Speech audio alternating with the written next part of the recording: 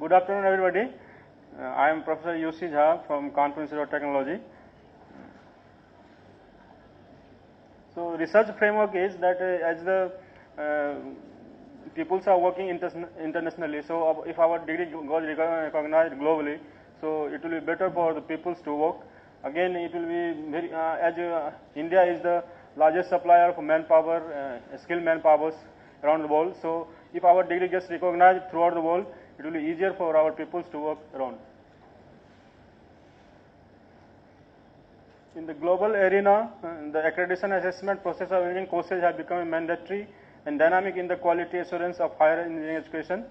This is due to several factors such as the increasing trend of internationalizations and globalization of higher and technical educations, the increasing number of courses and student enrollments, the expansion of distance and e-learning education, the emergence of a multicultural workplace environment, etc.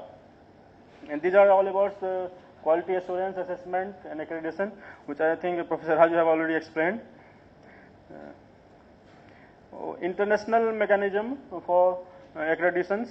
The internationalization of education and increasing international mobility of professionals call for international efforts to promote qualification recognition.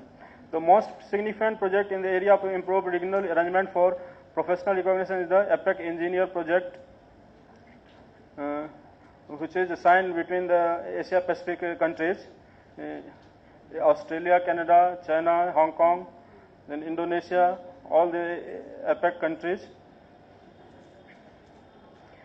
This project developed a mechanism to facilitate mobility for professional engineers in the region by reducing barriers to the recognition of engineering qualifications. The substantial equivalence framework sets the criteria against which applicants are assessed for a status as an APEC engineer.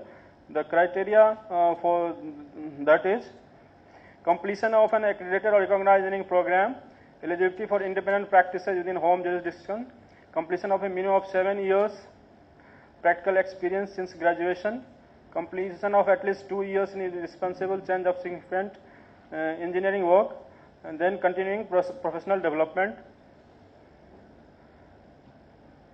Candidates assessed as meeting these criteria will be identified on APEC engineer register maintained by their home economy and available to regulatory and licensing authority in order to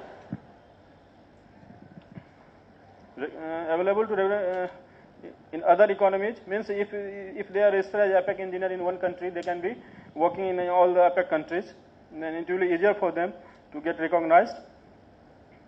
These are the frameworks in which it is working: quality assurance, information, and accreditations. Is the system used by Swiss public universities for quality assurance, quality audits in faculty department study programs, accreditations.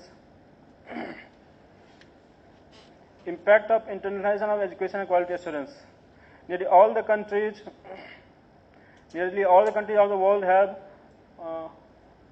or in the process of developing quality assessment. All the countries have almost the same framework in which they are working. There are 4 points: a dedicated coordinating agency, submission of self-study and self-evaluation reports by the institutions.